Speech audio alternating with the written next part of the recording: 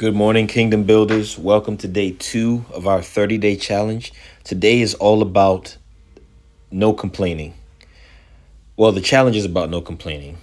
Yesterday, we focused on awareness because if you can't change a habit that you're not even aware of. And so many of us have been doing things, complaining, and not even aware of it. And yesterday, hopefully, you were able to uncover those areas in your life that you're secretly, silently, inwardly complaining about something and not noticing it. Today is about revelation. Today is about focus, because whatever you focus on, whatever you are giving attention to, whatever you're giving time to, you're giving power to, you're empowering it. And complaining reveals your focus. There's a verse, scripture in Philippians. I didn't do the research this time, but you can go do the research. It says, whatever is true, whatever is right, think about those things. And I believe it was Paul that said this. And yesterday we became aware of our complaints. And today the deeper question is, what are my complaints revealing about what I choose to focus on? Because we know that complaining is not always about the actual situation, but it's a window into where our attention lives. What are you focusing on? Because sometimes we prepare to complain. If your mind is constantly searching for what's wrong, you're going to become better at finding problems. Because remember, our brain is designed to notice what we repeatedly tell it is important. And if you spend time, days, weeks, hours talking about, oh, this is unfair, this is lack, frustration, your mind starts collecting evidence that life is made up of those things. And on the other side, the opposite is true. If you intentionally look for opportunities, look for the lessons, look for the growth, look for the beauty, look for God's abundance, your mind starts to collect proof, evidence that those things are real in your life, and it should look for those. And I'm not talking about pretending, okay? Problems do exist. But what I'm referring to is refusing to allow those problems to become the center of your attention. The Israelites, the people we read about in the Bible, they saw giants. And I believe it was Caleb and Joshua. They saw the same exact thing. But what did they choose to do? They focused on God's promise instead. Same circumstance, but different focus. And our focus is going to determine our experience way before the circumstances even change. David and Goliath. Everybody saw Goliath. David saw an opportunity to give God glory. And we spend so much time praying for a different life, but we're training our minds to notice only those things that we don't like about the life that we already have, that God has blessed us with. And we know complaining does feel, in that moment, it feels justified. It feels small. It feels, like the thing to do. A little word, a sigh.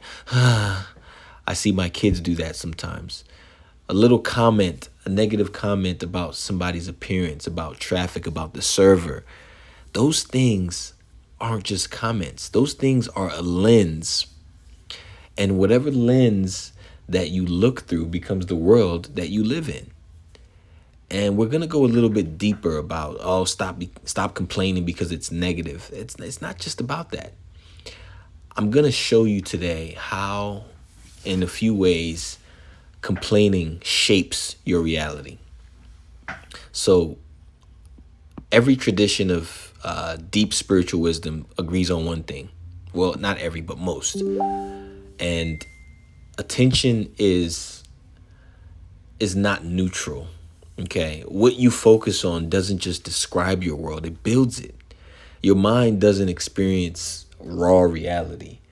It experiences an interpreted, filtered version of reality. And what do I mean by that? I mean, when you look at things, if it was raw reality, everyone would have the same experience.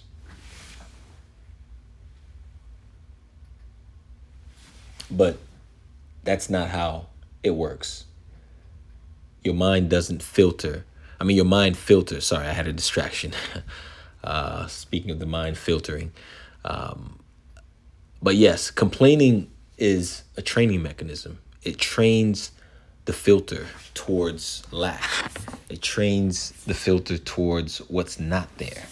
And every complaint is a rehearsal. Okay? It's a repeated instruction to your own mind. And it goes like this. Hey, look for what's not there. Look for what's wrong. Look for the gap. And over time, that's just not a, it becomes something else other than just a mood. It becomes an operating system. It's how you live. Now you see people that are complainers. And what they do is they stop seeing opportunity because they've trained themselves to scan for evidence of lack, of scarcity.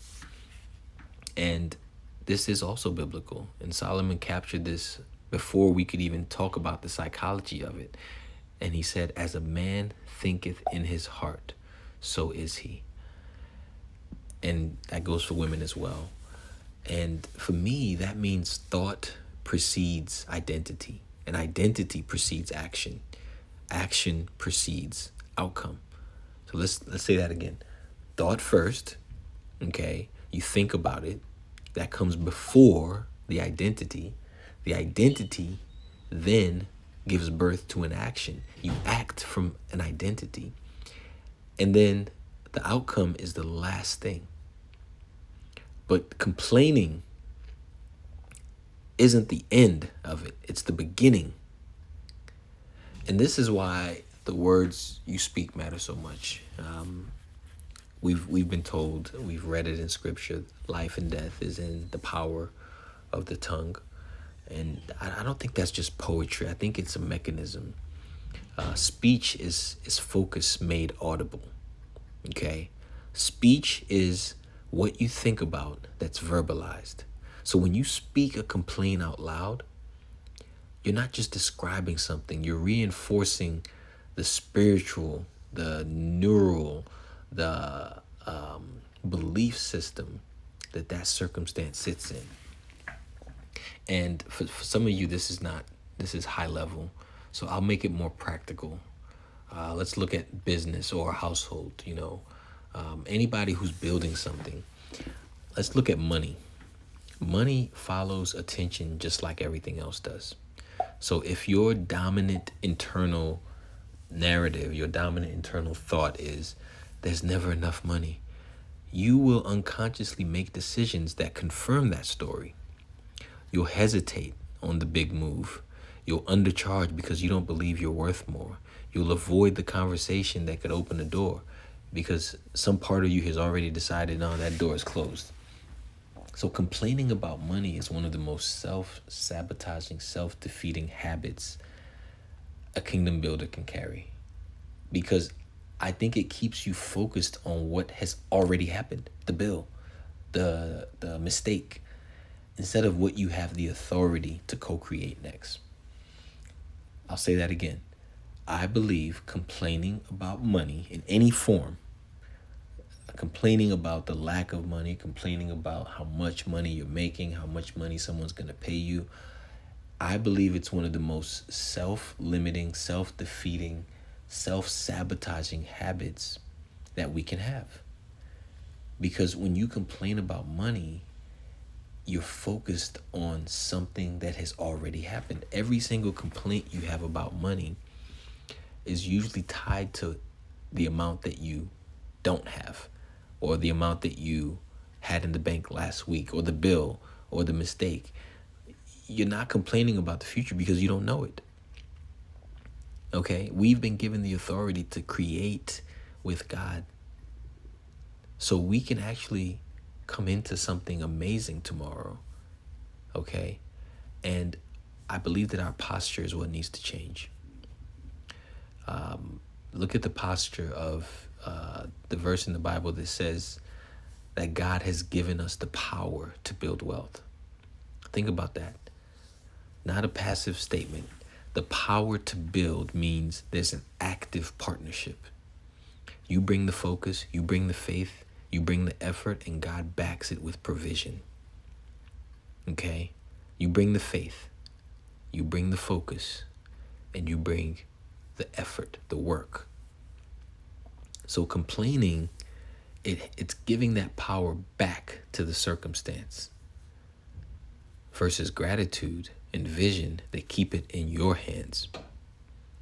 And this is also the posture or the undertone behind the seed principle. It's an invitation. If you look at the verse that most pastors and preachers use to their congregation, Malachi 3, where God says, "Test me." And it's an invitation to test God with generosity, even when things are tight. You can't sow seed with a mouthful of complaint. Sowing requires that you believe there's a harvest coming. But complaining, it's almost a declaration that this is lack, there's not enough. And so if I'm building a company and I'm negotiating a deal or pricing out my next proposal, the story that I'm telling myself about scarcity or abundance is quietly taking the seat at every discussion, at every page. And so trusting has to be one of the things that we do in order for us to stop complaining. And when you look at it from a spiritual angle, the heart is saying, I don't trust what's in front of me. I don't trust that it's being handled by someone bigger than me or something bigger than me or some force bigger than me. And we look at the story of the 12 spies. They saw the promised land. 10 came back with the report. And remember Joshua and Caleb, they saw the same land, same facts, but they had a different focus. And scripture is pretty blunt about the outcome. The people that complained, they never entered the promised land. And not because God changed his mind. I don't believe that God changes his mind. But I think that they had disempowered themselves. Their focus had already exiled them from it before they even saw it. You know, they had already X'd themselves out internally. And I think that's the sobering part for this 30 days. Complaining is not just about describing a delay. I think it's the cause. If you're complaining in your life right now, you can be subconsciously sabotaging yourself. Paul in the Philippians verse, if you found it, he doesn't tell you to ignore reality. He doesn't tell you to ignore the problems, but it's what you do with your focus in the middle of those problems. Bring the need to God in prayer with a thankful heart and fix your mind on the things that are true, that are honorable, that are worth praising. And peace is going to be rewarded to you, not because you don't have problems, but peace is like a fruit. And it's the fruit of where you choose to aim your attention, what you choose to focus on. And I love 1 Thessalonians chapter 5, verse 18, where it says, give thanks in every circumstance. It's not for the circumstance, but give thanks in every circumstance. You're not required to be grateful that the trial exists, but you're invited to keep your eyes fixed on God's faithfulness while you're inside of it. You give thanks that you are in a car. You don't have to give thanks that you got in an accident, but you're alive. Give thanks for that. But give thanks in the circumstance. While you're in it, give thanks. And the thanks is not necessarily for the undesirable circumstance. It's just that God knows, God is allowed these things. And we have to trust. If we trust God, we won't have any room for complaint. And when we fix our eyes on that powerful force that's way above us, it's comforting. So today, the shift that I'm going to encourage everybody to take today, faith operates the same way complaining does, through focus. It's just aimed in the opposite direction. The definition of faith, or the description, is the substance of things hoped for and the evidence of things not yet seen. So faith is a decision about what you're going to give your attention to and your words to before the evidence shows up. Complaining gives your attention to what has already happened versus faith. Faith is giving your attention to what God said is going to happen, or what God has promised you, or what God has revealed. So today's practice, every time that you catch yourself about to complain about the bank balance, pause and ask, what am I choosing to focus on right now? And what is it actually doing? What is it actually building? And then replace the complaint with one true thankful statement about where you actually stand. And I'm not talking about toxic positivity or denial, but this is just a redirection of your most powerful tool, your attention. Redirect it back to the promise of God instead of, the complaining. And you're not just breaking a bad habit this month, you're retraining your mind. Okay. Some questions to ask. Am I becoming an expert at problem solving or spotting problems? When I go into a room, am I noticing the things that are missing or the things that are present? When I think about my family, am I thinking about their gifts or their flaws? When I think about work, are you thinking about stress or opportunity? Are you training your brain to expect disappointment? Because remember, whatever you repeatedly magnify begins to shape your reality. So today, what am I choosing to focus on and redirect? One thing you're grateful for, one solution, and one lesson. That's all we're doing today. Have a great day, everyone. And tomorrow we'll do it tomorrow when we get there.